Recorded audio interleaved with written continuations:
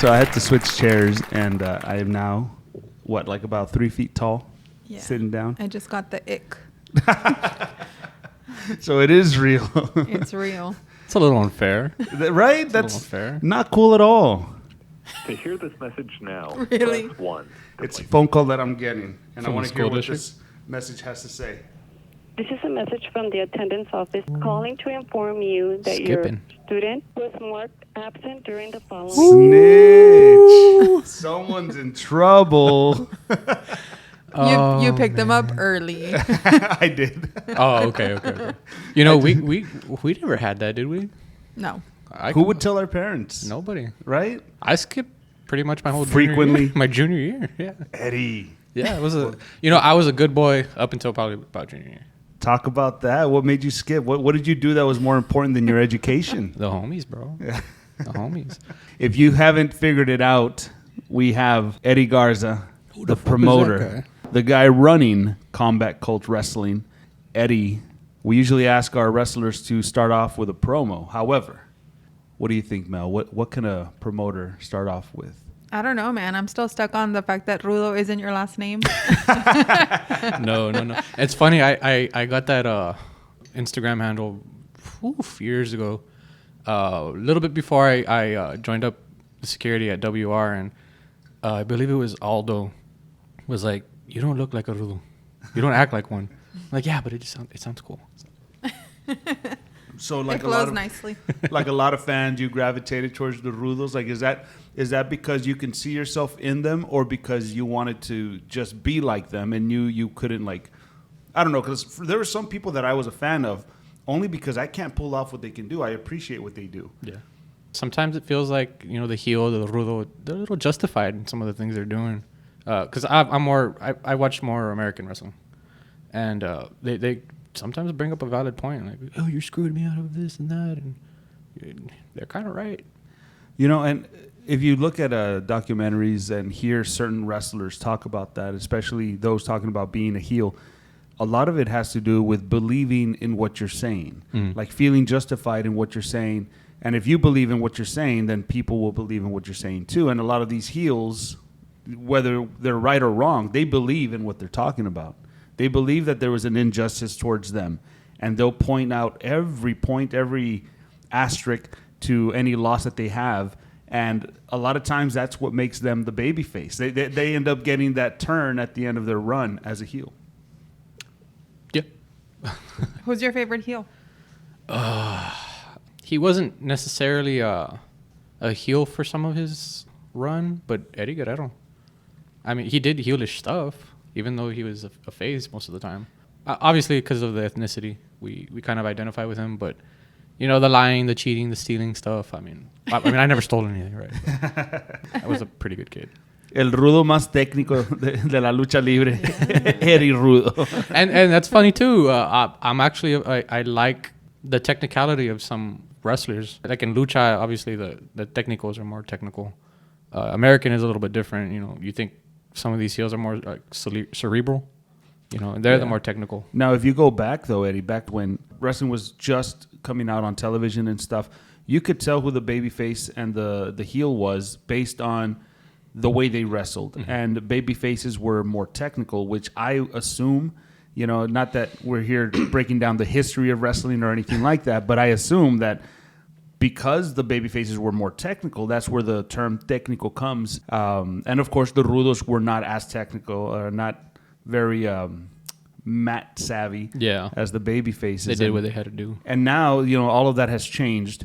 Okay, now let's take a few steps back. I always do this. Like, I'm still trying to get the hang of podcasting and having certain questions that pop up. It's almost like, when you argue with someone and then you leave and then you're like, oh, I should have said this. I should have said that. Oh, that would have been bomb. So then, like, that happens during the podcast. Yeah, that happens during the podcast. Like I'm over here asking questions and I'm like, oh, man, I should have asked this. So now what I want to hear, and I'm pretty sure our listeners want to hear, is talk to us from the beginning, man. Like, what got you into wrestling, for one? Was there any connection with wrestling and the family? Like, I know that a lot of our listeners, a lot of our guests have talked about connecting with family members. And also, what made you want to start a wrestling promotion? It's the typical story. I grew up a wrestling fan. I want to say I can't remember what my earliest like memory was, but I do remember Booker T, his entrance, and just obviously it's there's a bit bigger, more flamboyant entrances, but I remember seeing that and I'm like, oh, this is cool. I won't say my childhood was the worst, but it certainly wasn't the best. I didn't really have that well of a relationship with my father up until maybe like a year or two ago. And but those memories watching wrestling with him were probably the most fondest I had, and maybe probably even to this day. So he was a fan también? Yeah, Attitude Era, everybody was kind of into it, and he's always been a wrestling fan too. He talks about the wrestling they used to have here in Weslaco back in the day. Going to watch over in Houston. What was the gentleman's name? Southwest. So Paul Bosch. Paul Bosch. There you go. Paul Bosch. He talks about going to see those shows, and I mean, I guess he was a wrestling fan growing up too. But like in the 90s, 2000s, it wasn't like the hip thing to do to be a wrestling fan. Man. That's funny how things change so drastically too. Yeah, and then for our generation, it kind of was for a little while. Like you'd get in trouble, suck it, Yeah. You'd be getting in trouble for doing those things, or no, you're wrong, shut your mouth. But so it kind of was cool for a while, but then there was that little drop off. I want to say what, like in the early 2000s. Early 2000s, was Yeah. back when WCW was dying. WCW. Did you ever want to be a wrestler? Did you? Oh, I think at some point every kid kind of wanted to be a wrestler, right? I had my younger brother, but he was little, so I mean I'd play with the little action figures. And Was he your ragdoll too? Like, would you power bomb him onto the bed or anything like that? No, I mean we would sometimes here and there play around, but mom would catch us and tell us not to be doing that. So Don't try this at home. yeah, we didn't listen to that. It was the worst. That was probably the most ignored warning ever. But yeah, I'd play with my little action figures and make up. I'd literally make up like storylines and shows. Dude, I would do the same thing. Yeah, no, like man. I wasn't there just smashing them around. Yeah. I was actually like coming up with like Monday Night Raw. There was purpose. Yeah, there was purpose behind it. So I guess maybe that's where some of the promoter came out in me. But yeah, I think at some point everybody wanted to be a wrestler. We tried the moves on our little brothers or get the moves tried on us. And in fact, for a while, I mean, I trained. I took my hand in training and Talk to us about that experience. Like, talk to us from the beginning of that. So funny story, kind of how I got to WR. I was working in the rigs for a while, and I was making some pretty good money. I had some money saved up, and I remember being, sitting there in we had a little excavator, and I remember thinking like, man, what the fuck am I doing with my life? I'm making good money, yeah, but I'm away from home. I'm not doing something I'm passionate about. This is kind of just a means to an end. And I was watching. I went back to the trailer because we were living on site at the time. Turned on the TV and Monday Night Raw was on. So I was like, man, why don't I try my hand at this? So I remembered, hey, well, we have a promotion here in the Valley, don't we? I mean, I saw them at Comic-Con. Let me look them up. So I messaged the WR page, and they told me, yeah, come down, come to the show. We'll talk it over. I spoke with Jim Justice at the time. He was the head trainer. Obviously, I went to the show. I spoke with him there, and he's like, hey, do you have any experience? I'm like, yeah, I got some MMA background. I can do some stuff. He's like, all right, great. Well, it's X amount of money. You start training. You'll have to do security, and that was kind of the bit. Do security, and we'll train you. Unfortunately, that wasn't the situation. And not to put any blame on a specific person, but it is what it is. We never really had the time to train as efficiently or as consistently. Well. Yeah, at consistently. least. Yeah. And a lot of it also had to do that, the fact that none of these guys are making a living with pro wrestling, so they all have their shoot jobs. Yeah. And aside from that, they're trying to put this show together, and these shows are run weekly. Yeah. Remember that shit? Weekly shows. It's fucking hard to do it once a month. I can imagine weekly. But also at the same time, I don't think, Eddie, that you got a fair share. A fair shake at coming in and doing things the right way. Yeah. But you were persistent. Yeah, 'Cause no, I saw you there a lot before I started taking over with training. Like I saw you there a lot. yeah, no, I was there, every Friday. I got to the point too where I had to go like every other Friday because of work. But if I was off, I was there. Sundays they were doing the Sunday shows. Sometimes the lucha ones, I'd show up. There was points where it was just me and another guy setting up the ring, and the WR ring was fucking heavy. Yeah. Yeah, so it was 20 by 20 was it? Yeah, and it put a strain on your back, So we'd set that ring up, and then by the time we'd finish, it was time for the show. I was like, fuck, like we didn't even get to train. But I was fine with it. Like I didn't make a big deal. Obviously, it's paying your dues, or obviously when you guys took over, and Pete also had a big hand in training me and some of the stuff I know. And even to this day, like I'll step in the ring with Pete here and there, and he'll show me some stuff. But I don't want to put that like the wrestler aspect out of the possibilities. But I kind of think that might be a little bit behind me now. Well, never say never. Yeah, well, man. no, never say never. In It's wrestling, business. mira, in Yeah. wrestling, todo se puede. We've Yeah. seen a 70-some-year-old man get in the ring and have a full-on match. Yeah, you but know, so. this probably won't be my main focus. I mean, I'd love it, but I'm 32 years old. Or 32? Yeah, you're a baby. I'm 32. 30. Well, am I 32? Am I 32. But the years of MMA practice and jiu-jitsu that fucks your body up too. If So. it's not steel chairs to the head, it's jiu-jitsu and MMA. That my back's all jacked up. My neck, my back. I don't want to say the rest, but you 90s kids know.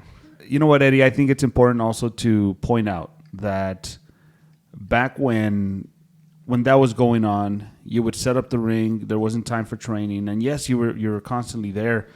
And then WR went a different direction with training. Mm-hmm. Naval and myself started taking over, and I remember talking to you because you were concerned. You came up to me, you told me, "Hey, like, can I still train? I already paid." And I sent that message back, and I was like, "Listen, this is what happened." And they're like, "Does he have receipts? What about this? What about that?" The way things were run back then, no, there was no receipts. No. So what did I do? I came back and I told you, "I'm sorry, man. Like, you have to, pay your dues, pay again." And you had no problem with that. And to your credit, I feel that was very unfair. And looking back now, I wish that I would have handled things differently. A lot has gone on from then till now. I've gone through a lot of growth, you can say. And hindsight being 2020, like I wish I would have done things differently because honestly, I don't agree with that. Looking back, I wish I would have done things differently and maybe even put my foot down. Pero pues you were a trooper, dude. You showed up. You were still there. Yeah, no, and like I said, I don't take it personally. I mean, if I need to pay the fucking dues again, I will. It was just it's a passion for me. At the end of the day, if I want to do it that bad, I'm gonna do whatever I have to do. It's just I guess I want to say I wish I could have pushed a little harder too. You were working with what you were given. Yeah. Dude. And because there was not a lot of focus put on your training, of course, once things changed, you still had your job, you still had your family, so times were different than when you were going to Cine El Rey consistently, you know? I don't think that it was anything on you. But yeah, I tried my best. Pete would set up he would set up trainings here and there. It was kind of hard for us to find a consistent place, but if Pete set it up, I'd most of the time be there too. And Pete's been great at that, dude, because for a long time, Pete's been one of those guys that, that doesn't exist, I'll make something happen. Oh, yeah, for real. He's one of those guys that you're not going to hold him back. He's going to find a way to accomplish something. Oh, for sure, man. Pete's he's a hustler. He does what needs to be done, too. And I think that's kind of why we get along so much. We kind of have a common goal.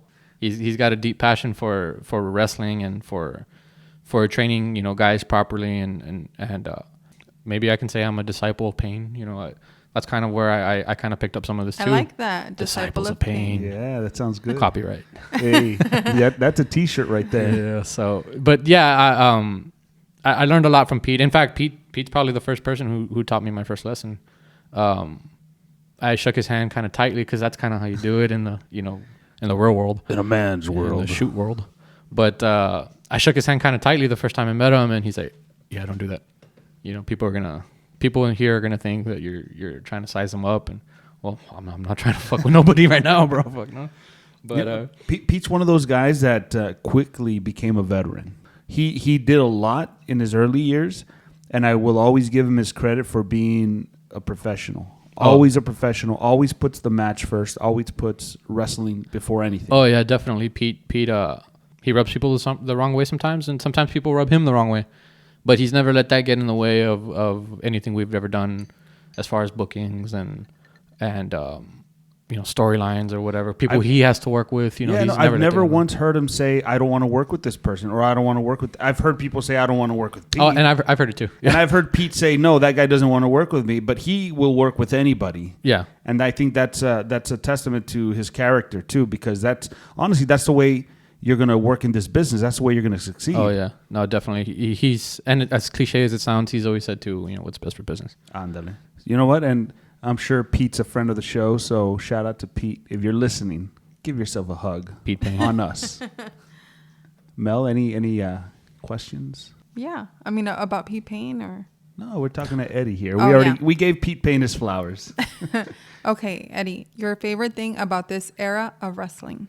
Ooh, I want to say the different types of wrestling that we're getting.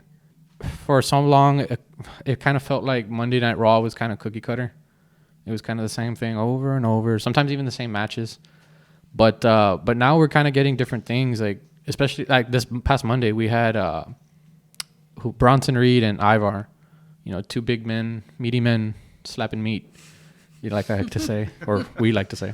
These they're both what, like 300 pounders? Yeah, and they Above 300? move like a motherfucker, bro. Yeah. They can move. So you got that, and then on over at AEW, you got these high flying guys. These very athletic guys. You go back to Monday Night Raw or SmackDown. You got these characters who probably can't do some of the triple Indy 9,000 things, but they definitely bring a different aspect to the show. So it's kind of like a buffet now. It's not just the same entree over and over. It's a buffet now. And if you're a fan of high spots and lucha and you can find that at one place. They're listening to the audience a little more. WWE wasn't doing that for a long, long time, and I think it's important to listen to the audience and give them what they're asking for. And they're putting an emphasis on some of these guys from the indies too, not just on WWE but on NXT. Oh, yeah. And what I love about AEW is the potential, the potential to do great things. They've already accomplished so many good things, and the sky's the limit. We still, for such a young company to do the things that AEW has done is unprecedented. Oh yeah. And then if you look at the Wembley, indies, bro. Like Wembley alone. Like right now, I heard that they've sold 27,000 tickets on the first day that they, on the first week that they released the pre-orders or whatever. But anyways, I was going to go back to like the indies right now. There's some top talent that are wrestling for GCW. I think GCW has the best indie wrestlers at the moment. If you look at Impact Wrestling, now back to TNA, they changed the name back to TNA Wrestling, and which I think is great because if I talk about Impact, it's always TNA with my friends, right? Yeah. If I want to be politically correct, I call it Impact. But now it's back to TNA Wrestling. They have a lot of great talent. There's a lot going on. Yeah. And everything's so readily available too. Yeah. You can thank technology for that. But I knew New Japan existed, but I didn't know how to watch it back in the day. Now you YouTube it or you go to their website and you can watch it. Do you have a favorite style? Do you have a favorite style of match that you like to watch? Not necessarily. I like different things. But if I had to pick one, it would probably be like a Daniel Bryan style. Very technical, very... You mean Bryan Danielson? I'm sorry. I've been conditioned to call him Daniel Bryan. But yes, Bryan Danielson. Daniel Bryan Danielson. Who's that? Bryan Daniel. Whatever he wants to call himself. Bryanson. Bryanson. I think my daughter called him Daniel Bryanson. And I was like, that'll do. I'll accept it. If he ever goes to Impact, he has another name. There you go. So. The funniest part was when Samoa Joe got signed by NXT, and they were all predicting. People online were predicting what's his name going to be, and one person put up a Samoa Joe picture on the NXT stage with the name underneath that said Joey Samoa. Joey and I thought that would be great. That would be great if that's his fucking name. It's Joey Samoa. I love like the Impact ones. Like, what was one that I remember fondly of, or not fondly, but I remember. Well, obviously I don't remember it very well, but I do remember like, what is so and so doing at the Impact Zone, and they just kind of switch the names up a little. I remember. Well, Rikishi, for example, he came out, and I'm not sure he ever had a match, but he came out on the stage as the show was going off the air, raising the roof. Junior Fatu, and I mean that's his. I think that's what they call him legitimately. Yeah, and Fatu was like part of his name in WWE, and I thought that was great. Bryan Danielson is one of those that was his name in the Indies, and he went to NXT. And now he's Daniel Bryan. Yeah. Who's another one that they changed? Fergal Devitt, Prince Devitt became. Devitt, yeah. And they try to play with it too. What is he now? Is Finn Balor. Finn Balor. Yeah. Yeah, so they change the names around depending on where they work, and if they keep it similar, then fans will remember. Yeah, I mean, but Fergal Devitt and Finn Balor are kind of not the different. same. I remember one Hideo Itami. Yeah. That they what was his name before that? Kenta. Yeah.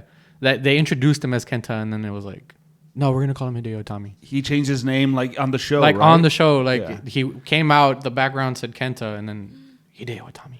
Yeah. After the match was over, they changed the name, but they do that to own the rights to the image of business. this person. I understand it. I'm not gonna cry over it. Any questions, babe? I think I know the answer, Eddie, but tell me about a time you took a risk that paid off. Ooh, buying my ring. I had this discussion, with my family, and at the time it was COVID. There wasn't really a lot going on. I was working 16 hours a day. It got to the point too where I was like, man, what am I doing? Like, I want to do something I'm passionate about. And the stimmies were coming out. So, but I remember getting that money, and I'm thinking, I gotta do something meaningful with this. But you were thinking and getting the ring of running shows or for training? So it was a little bit of both. We were training in a backyard. The ring wasn't exactly the best. Pete had to work on it almost every time we were there, and it was stiffer than a motherfucker. Wait, is that the one that he made? Because I know that he was in the process of making a ring. I think he had a part in like repairing it. Oh, just like bits yeah, and but pieces. he didn't make it. Gotcha. At least I don't think It's so. like a Frankenstein ring. Oh yeah, fuck man. Who's the Igor? Master. So yeah, I said, you know what? I'll buy the ring. We can train in it. Maybe one day we'll open a gym or something. But I did want to try my hand at promoting. So as far as answering your question, it was buying the ring. It was a huge risk. I didn't know what this business was about. It's like, I would do this and I would do this, and you finally get there and it's like, oh fuck, like now I'm behind the line and now I got to throw the Hail Mary. So getting that, I mean, I took the chance. It's like you jumped right in. Yeah. Sometimes you got to just jump in the fire. Yeah. Yeah, I think the same thing. Like I feel like sometimes you just got to go all in and see where life takes you. No pun intended. There you go. Maybe there was some pun. I got to sell some tickets. Yeah. August 25th, brother, 2024, Wembley. No, pero Eddie, in the years that I've known you, not once have I heard you complain. And even seeing you put shows together. Some of them are fantastic. Some of them are, they could be better. Yeah, and you take it all with stride. Oh yeah. And I say this, from someone who's been around, and I'm looking at it from the outside in. Mm-hmm. And one thing about you that I like best is your drive. And it's one thing that I feel like myself and others can learn from is the drive and the ability to just. Okay, something bad happens. All right, let's keep moving forward. Like, who cares? It happens. That's October, brother. October was the fucking pinnacle of bad things happening. They do say October's one of them dark months. God, man. I woke up that morning and my main event was thrown out the door. So I had to figure out, all right, what am I gonna do? And it was like multiple things that even just that morning were, and it was our anniversary show. And, it was shit went sideways. I had to figure out, all right, what am I going to do? So I moved the show around, some of the matches, and it worked out. Mel, you were there. Yeah, it was a great show. I wouldn't have known. Yeah, but to me, it's like you said, it could have been better. Hey, but you're not throwing shows for you. You're throwing them for me. Well, yeah. I Yeah, had a good for- time. Yeah, no, that's the most important thing, Yeah. and that's something I got to remember too. And I got to give a lot of thanks to the guys involved. Pete, Miguel, Crowley. Crowley's done an incredible job doing some of these things backstage for me, as far as getting me talent. Telling me who. Well, Crowley was brought up the right way, man. Yeah. He was. He's a student of Chris Marvel out there at Hybrid School of Wrestling. How do you piece these puzzle pieces together? How do you create a card? Like, what goes through the mind of you, the promoter? So I don't know if this goes on deaf ears, but I definitely want to bring stories to the mix. Sometimes people are there just to get entertained, but I definitely want to bring stories to the forefront, because I feel like that's what gets people engaged. You can have a 5-star match, but it might be forgotten in a year or two with another 5-star match. But you don't forget stories. You don't forget the story that Daniel Bryan, because at the time he was Daniel Bryan. Yeah, see, that one's fair. That's a fair one. You don't forget the story he told at Mania 30. Rock Hogan. It wasn't the most technical match ever. But the story they told within the confines of that match itself. The flip flopping of the face and heel. Drawing the energy off the crowd. That's a story you'll never forget. We've seen so many matches that are like, damn, they pulled off these cool moves, but 2 weeks later they're pulling off the same cool moves, and you don't remember that match. You remember that match, the one you just watched. You forgot the old one. So I feel like stories definitely they stay in people's memories. I think it's important for the performers also to be aware, and I mean the performers that we know, like the local guys, because I'm sure everyone's taught different and everyone picks up on things differently. And for those, there may be some people that may not know this, but the stories are not necessarily just told on the mic. Like you got from bell to bell. Es más, you have from the moment you come out of the curtain to the moment you walk back through that curtain to tell a story. And they may not give you mic time. They may not give you promo time. But you can definitely tell the story in the amount of time that it takes you to get to the ring and leave that venue, leave that ring area. Definitely. When I put Daniel Ismail, and you guys have had him on the podcast, great guy. I put him against James Blackheart a couple months ago, and I don't know if anybody remembers the match, but I remember sitting there and thinking like, damn, this is a nice little story. Danny's not giving up. He's giving it his all, and he's trying to win the match, and Blackheart is doing his thing. But I just remember him like reaching for the rope, like he was playing to that crowd, and I appreciated that. Like I that's the kind of shit I want to put on. If you put on a match for the sake of a match, then you don't get the same emotions. I don't have like a type, I guess, of the matches I enjoy. I ain't got like no type. The one that comes to mind is the Shadows and Chris Austin. Ooh. That one was so good. Ooh. They fucking brought it on that one. Well, Yeah. you got two guys that are great storytellers in the ring, not just promo wise. Mm-hmm. Good talent. Yeah, and I was telling Alvaro, it was very technical. Mm-hmm. But it's just the little things of like when Shadows would say something like kind of like, I knew you were going to try that. And he's not even saying it like so loudly, like for everyone to hear. Yeah. So it feels real. It feels like, oh shit, like like he's really upset. Yeah, that was and he might have been a little upset. Oh.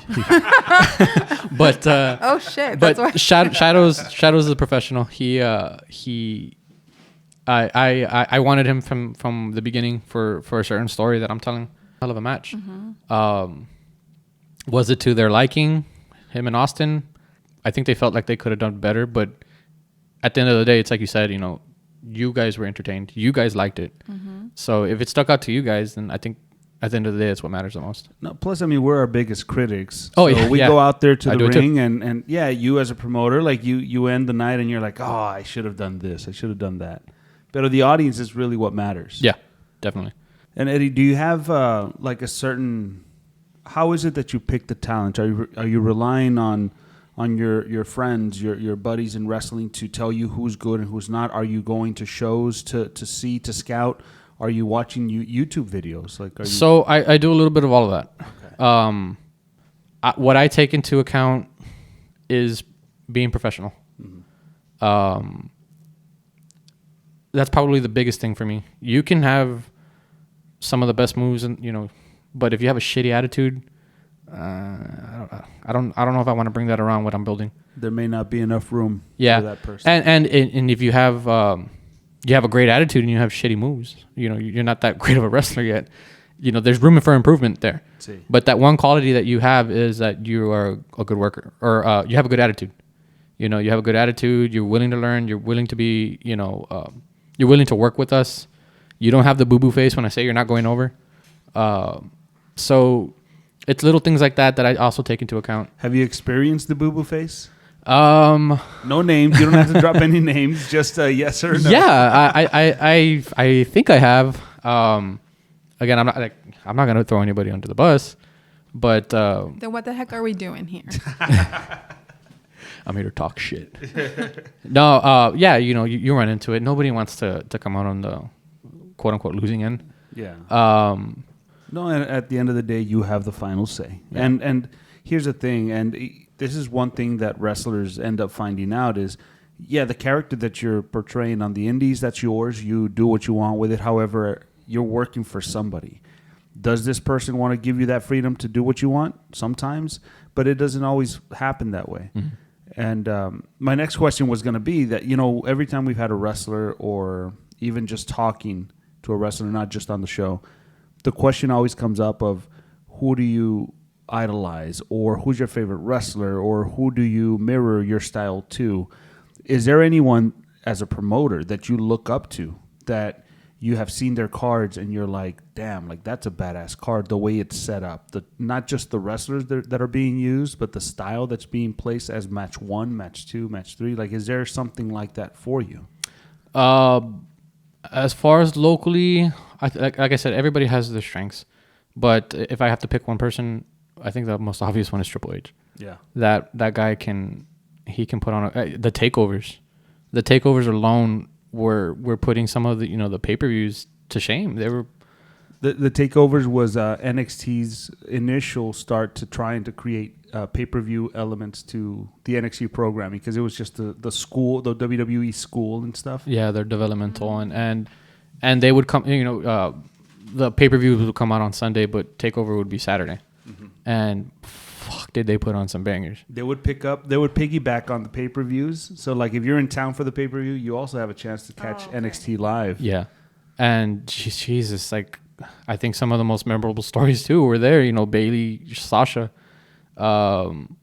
There's countless matches that were just like, damn, like how is the main roster gonna follow up on this? Sometimes they did, sometimes they didn't. You'd wake up Monday morning and you talk to your friends like, man, hey, that takeover was something else. I think it was better than the pay-per-view. There's definitely been some cards where I stand back afterwards and I'm like, maybe I should have put this match on this spot and this one over here. So, but it's a learning process. Triple H grew up in the game and he learned from one of the best. He is the game. Yeah, you don't want to play him. Oh my goodness. And it's funny that you're mentioning that, because right now, as you were telling the story, I remembered back when NXT first started. Shit, even back when the WWE network first started, they started that's when WWE started evolving and being more, I guess you can say, the people at home were now getting a backstage look, sort of, because they had that show called Breaking Ground. Breaking Ground, yeah, I remember they were that. introducing the NXT wrestlers, and then they had NXT the program, and then from there they started having these special events like pay-per-views for NXT, and that's around the time that myself and the LWA started creating the Rise division, and it was based off of the idea that Laredo could have somewhat of a developmental territory, developmental program where all these young stars can be placed there.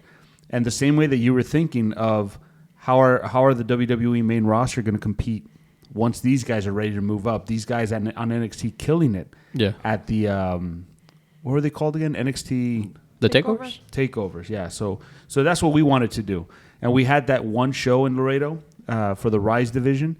Rise stood for respect, integrity, sacrifice, and emotion, which we were like trying to incorporate into all these. Put a lot of thought into that. Yeah. I thought it was just like Rise. Like No, Rise stood for all these qualities that is required to be a successful pro wrestler. And we had our first show, our first Rise Division show, and you know, I'm not afraid to say it, but we had more people than the LWA show had. you outshone the LW. We outshone the vets, you know, and that didn't sit well with them, and I understand. And so what they ended up you doing, need to have more ego like this guy.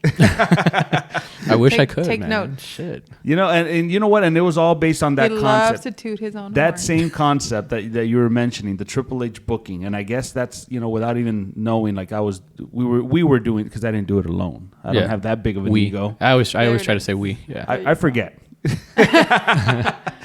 But no, yeah, we had a successful event, and LWA just decided to incorporate the Rise division into their shows. But yeah, that was right now that you were mentioning that, I started remembering shit. Like that's what ended up happening. We were mimicking what NXT was doing. Yeah, I think NXT has birthed a lot. I think you could even say AEW was kind of a, oh shit, like we see what NXT is doing, you know, and we're doing this over here overseas in Japan, Ring of Honor. Hey, we can be better than WWE's main product. I mean, ask one of the more pro questions. You got have another written question? down. Yes.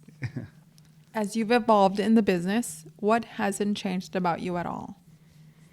And I think we kind of touched on this, my drive.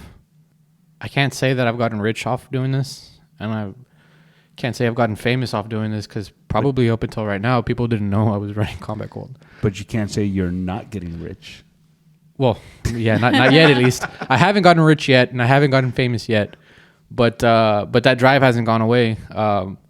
You know, I'm gonna keep doing it until this shit fucking blows up. You know, until I've built what I want, and that's a platform for the boys. And not just that, but I want to build something where people say, I want to go to the Valley to work. You know, there are definitely spots throughout Texas and the United States that are viewed as wrestling spots. Like people want to go there, and I think it's also a Valley mentality that everybody wants to leave the Valley. And I was there at one point too. Like I want to leave. You know, and you know they definitely have ambition, and there's nothing wrong with that. But don't shit on local wrestlers. They're doing their thing. Sometimes people don't want to work out of town. And even if you do work out of the Valley, it's an indie show. You know, unless you're at one of the big three letters, you know, some of these bigger companies, you're not doing that much different than the Joe Schmo that's putting on a show in Westlaco, Texas on a Saturday night. You know, I'm from here. I've lived here all my life. And bringing a form of entertainment that some people probably here aren't very familiar with or even that big of a fan yet.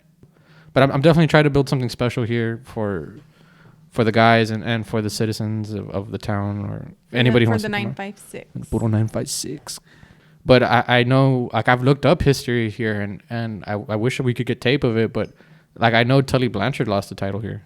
Oh wow! Yeah. So there was a title change in Westlaco. Yeah, there was a title change. I can't remember what promotion it was. It was like Southwest something too. Do you but- think the museum might have information on I that? went and for other purposes, not for wrestling, but I did make that like a side quest. Like, hey, is there anything here? See, you have to, because like I do that every time I drive. I see a building that says for rent, and I yeah. size it up. Yeah. I size it up, and I'm like, can we do a show there? Everything always leads back to wrestling. It's weird. No matter what we're doing. It is fucking weird. I do the same thing, and more so now that I'm a promoter. You know, I do it too. I'm like, I wonder if the ring would fit in there. How many people can we fit? Would people come over here? Everything kind of does revolve around wrestling. So, Eddie, do you ever have days where you're just like, what the fuck was I thinking? Fuck this. Every fucking day. Look, I About wrestling or life? about just about everything, yeah. But wrestling, yeah, definitely. I've, in fact, there's been days, even the day of, where I'm like, what the fuck am I doing? Like, why am I doing this? And if you guys know me, I stretch myself as far as I can in different directions. I've got a family I got to take care of. I've got school. I've got a job, and now I run these things. So I spread myself very thin. And when it's day of the show and shit's going sideways, I'm like, what the fuck am I even doing this for? But then I'm sitting there, I'm watching the product, what we're putting on, the guys wrestle and entertain the crowd and the crowd's reaction, and I'm like, okay, this is what I'm doing it for. Like I'm not doing it for me. I'm doing it to build something for everybody. You build it and they will come. That's Yeah. Build it and they will combat. Oh, that's a wordplay. T-shirt right there. I found a T-shirt, girl. Hey, you got Somebody some to good do ideas, T-shirts. kid. You might have a future in this biz. You wanna get on payroll? I'll pay you in 3 months. No, but yeah. There have been days that I'm just like maybe I should just fucking wrap it up. Yeah. You know what you're doing? Take it home, brother. You're Yeah. putting too much on you. Give yourself a raise or something. The 19.3 raise. I don't know if you guys have ever heard that, but we used to say that at work. 19.3? Just write out 19 and on the bottom write a 3, and you guys will visualize what it is. Ah, Are you doing it? I'm trying to. You get it. You get it. Okay. Tell me. I don't know. Tell me. It's What is it, Mama? It's a boy's part. Yeah. Oh no. Yeah, you're getting the shaft. Oh, In other words. well. But not to be cliche, but I've been a dreamer. I've had big dreams. And But being a dreamer is not the good thing. Yeah, no. It's being a doer. Yeah, doing know? it, and that's where I was at. That in those points that I talked to you guys about. I was, what the fuck am I doing? Like, if I'm not doing something I'm passionate about. So getting this started, taking that leap, jumping in the fire was something I just had to do. Like, and honestly, I was kind of just thrown into it too. To start off with, I kind of just got thrown into it. And By who? by Paine and the Evil Masters. You knew that was the answer. Yeah. I know. And a backstory to how it all started. They came to me one day. I already had the ring. They wanted to rent the ring. Evil Masters, that is. Shout out to Evil Masters, Brownsville, Texas. Yeah, we just met them the other day. They're great guys. Yeah, They good people. they go above and beyond.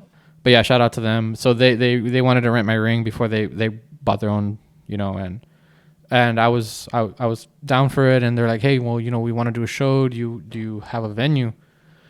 And I'm like, well, I work for this company. We have like a salon type of thing. We can do it there.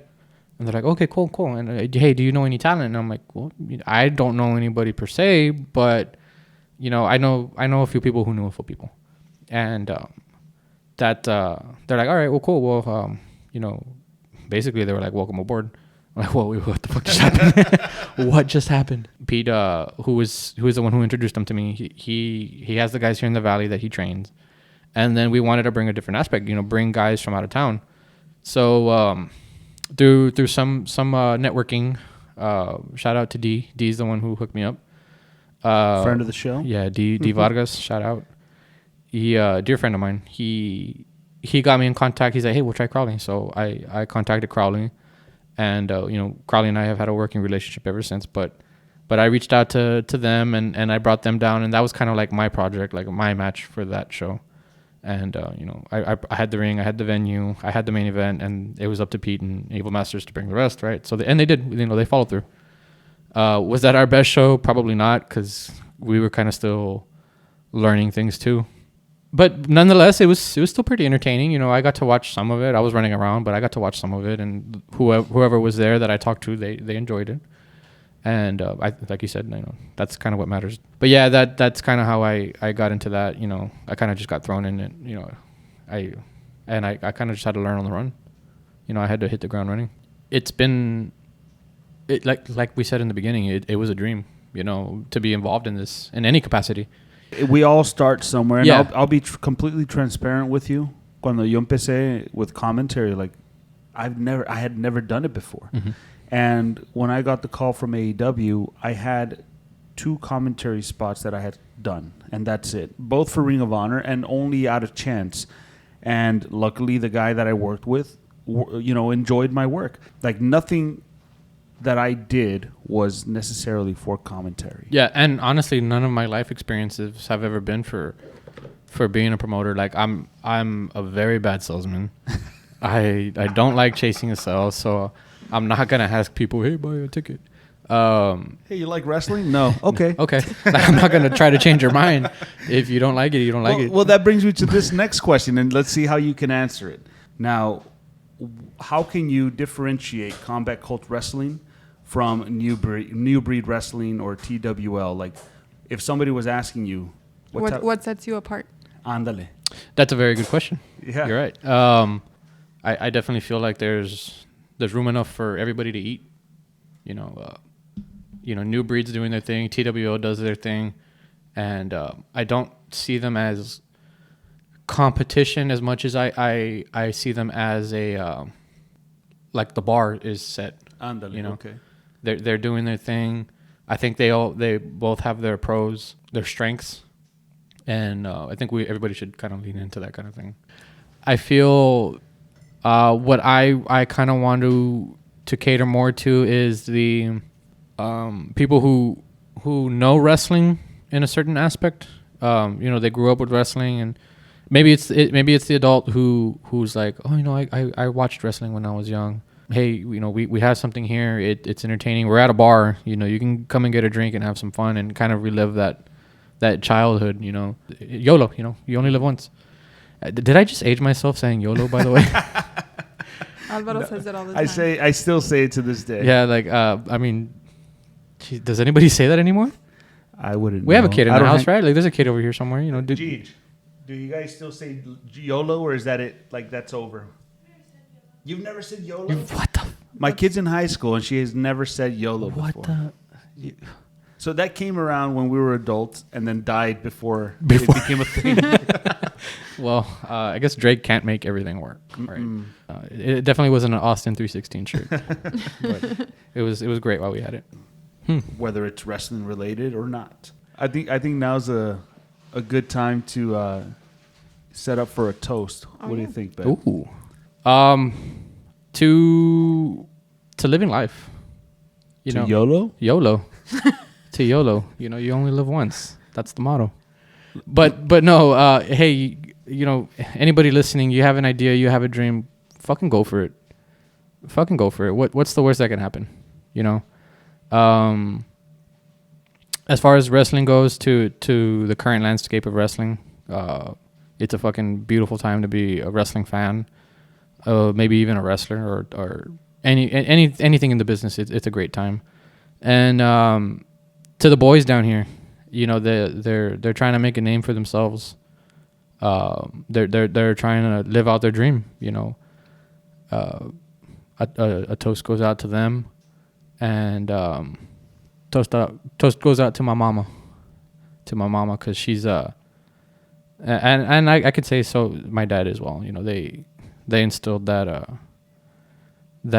drive in me, that dreamer, go out and do it type of mentality in me. So shout out to them. So you put over Pete a lot, and How much did he pay you? no. He told me he wouldn't chop me if I put him He over. chops hard. He's waiting outside. He is a tough son of a gun. Oh yeah. Pero let me. We've never done this before. Post toast. Post Malone. Post toast Malone. I think we're what's that word called? We're Cringe. no. So no, what I was gonna say is we've never done this post toast. Pete Paine, if you were to call him, is he one of those guys that no matter when you call, it doesn't matter what time it is, he'll answer? No. Let's find out. That's what I was gonna say. He'll text me and he'll be like, "Hey, what's up?" He's a texter. Yeah. Let's see. And he'll answer here and there, but you want me to try? Yeah, if he doesn't answer, we don't have to call him back if he says what's up or nothing. Just this is the one-time opportunity, Pete. see. What do you have him saved under? I don't actually have his phone number. What? Yeah, we never exchange phone numbers. What? We've never asked for each other's phone numbers. We just communicate through like Facebook. Because you're men. We're men. Honestly, yes, that's a thing. Like if it That doesn't is come up, you crazy. leave it alone. I can call Pete here. He was active 7 minutes ago. Put it on speaker so we could all hear. Oh, he did answer. Hold on. Yo. Oh, fuck. What the fuck was that surprise? We trying to tape, bro. I don't answer phone. Well, when you hear this Hey, back, hey, Pete, it's Alvaro. Are you busy? ¿Qué onda? Get on the way. No, we're doing the lucha por lucha with Eddie here. What the fuck? All right, cool. What's up? Yeah, no, and right now I was just asking Eddie if you were the type that if he was to call you, like if you would pick up. Reason being that Eddie has put you over throughout the podcast, and I think that that's a testament to your character. And I just wanted to give Eddie the opportunity right now to let you know, if he hasn't done so already, to let you know like just how much he appreciates you. this motherfucker putting me on the spot. only because he's done it throughout the show, and I thought it'd be nice for you to hear it before this makes air. Le va a colgar. Yeah, he's gonna hang up. He's not for that Don't sentimental hang shit. up. Don't He's hang not up, for that Pete. sentimental shit. Nah, Pete, you know you're my boy. You know I got your back through and through. I know you got my back through and through. This whole year, you know, putting on these shows, I wouldn't have been able to do without you and Miguel. And So Evil Master. He mentioned them. yeah, no, I give a little backstory on how we got in. Yeah, Evil Masters. Hey, shout out to Evil Masters again. And thank you for the very first lesson you taught me, not to shake hands like a fucking businessman. Correctly. So when I see people, you know, they're fucking real. They're not fucking fake. They're not full of themselves. They're not fucking full of shit. I help out where I can, man. Like, honestly, it wasn't just me. It was a whole group effort. I put a whole group together because we're a group. I surround myself with guys that are gonna help each other out. We've crossed so many guys that have been jaded by this fucking business. It's fucking crazy. And I try to hold on to those guys, those people that are, you know, they're still good in a way, not super jaded. Even the jaded people like me, you know, we still can get an opportunity, like if we just fucking, you know, realize, like within ourselves that, you know, we are the fucking problem at times. And we need a fucking change. And that's why I surround myself with guys that are like Miguel, like you, like Nell, like guys that are positive, you know, it keeps me, it fucking helps my attitude, control myself, like, no se me suban los pinches aires, como dicen los mexicanos. Yeah, because I know this motherfucker will slap a motherfucker too, No, bro, no, if he really wanted to. Pete is as real as it gets, man. And Pete, I just want to let you know that you're appreciated here at Lucha por Lucha. And the words that Eddie had to say about you, I can vouch. Like you're exactly what Eddie said that you were. You're a man of your word, and yeah, you call it like it is. Yeah, sometimes a little too honest, a little too brutal, but I mean it in a good way. No, thanks a lot, Pete. Como quiera, one of these days, I know that we're going to be in touch and we're going to get you on the show. But for now, thanks, man. Thanks for picking up. I think this is going to make for a great episode. And P.S. Thanks for that letter you guys gave me for the Tina's birth. What you said, that nanny position that maybe you'll help me out one of these days. Take care of the kids. I'll take you on that. I Cuando se appreciate the ofrezca. letter. It meant a lot to me. That letter, when I read it, I was like, wow, that's fucking crazy. Cuando se ofrezca, man. I appreciate you guys. Joe, throw me some chops. Eddie, hopefully the rain willing, we'll get the next show going. Fuck Mother Nature. Fuck. Love you, Pete. Later, bro. Later, bro. Later. Bye.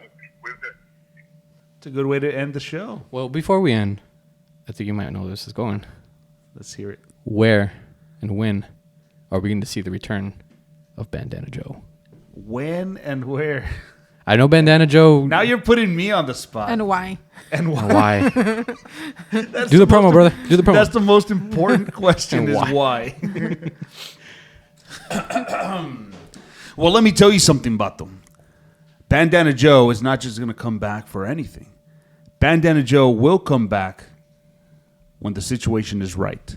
And what is the right situation, you ask? The right situation is in the middle of the same four walls that built Bandana Joe. If we can set up the stage, the grandest stage of them all in the RGV, to me, pro wrestling wise, independent pro wrestling wise, is Cena El Rey. And The if we can granddaddy. build something to where Bandana Joe can come back and give it purpose, Bandana Joe will be there. In the meantime, Bandana Joe feels that everyone else is doing a great job taking care of business, that he doesn't need to step back in. But if ever anybody steps in a negative direction, then maybe that's when Bandana Joe might have to step in. Ooh. Right now, everybody's doing great. No need. But never say never. Never say never. Mel, what say you? Let's hear your promo, kid. I want to see Bandana Joe. Cena, if you're out there. I know a promoter. I know you're listening. And No, who you're knows, man? Bandana Joe sometimes may feel a little brave. A little froggy. Given the right circumstances. little Jack. Little Jack. Little Jack and Coke Zero Sugar. Never say never. Hot dog and a handshake. That's all I need. That's all I need.